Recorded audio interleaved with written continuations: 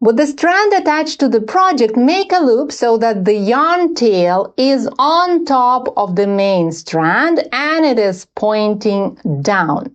This loop will be at the right-hand side of the join.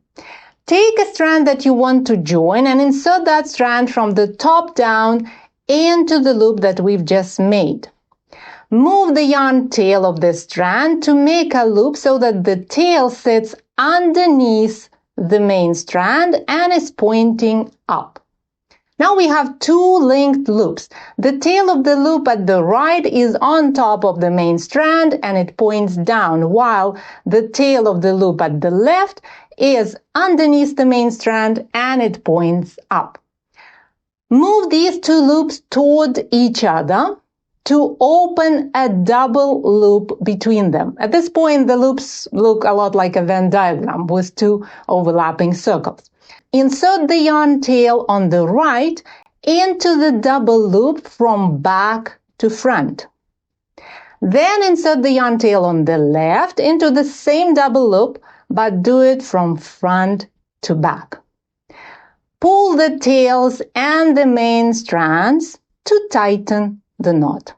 It is important to tighten it really hard, first to make the knot as small as possible, and second to make sure it doesn't fall apart later on.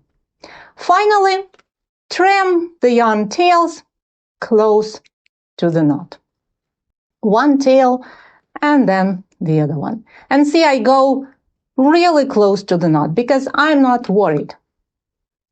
Here's how strong this knot is. Now let's see how we can place it at the back of the work in the least visible spot.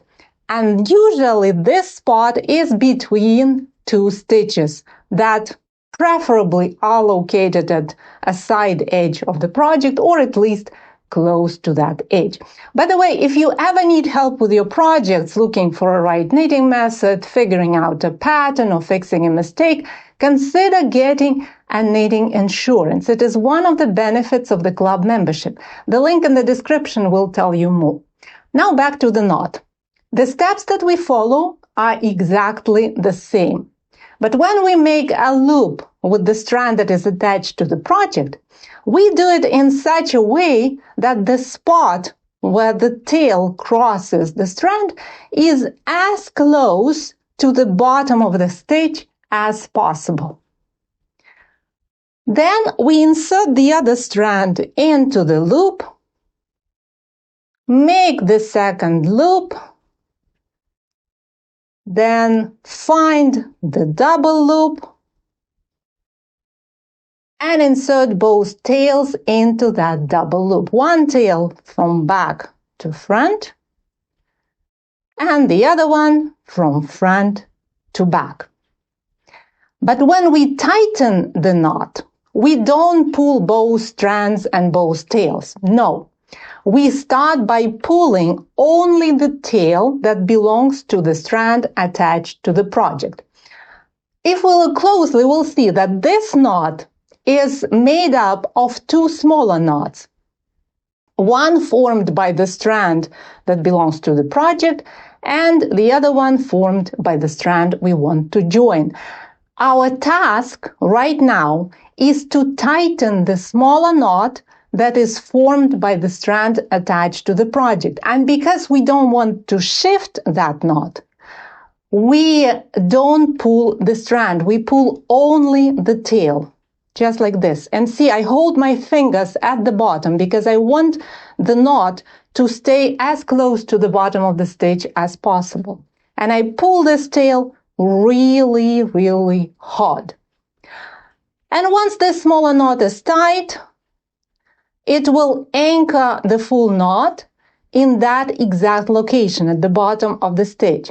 And we can now pull both the tail and the strand of the yarn that we wanted to attach. And because this strand does not have any impact on the location of the knot, we can pull both of them without worrying that the knot will shift. Finally, we trim the yarn tails, one and the other one. and continue to work on the project.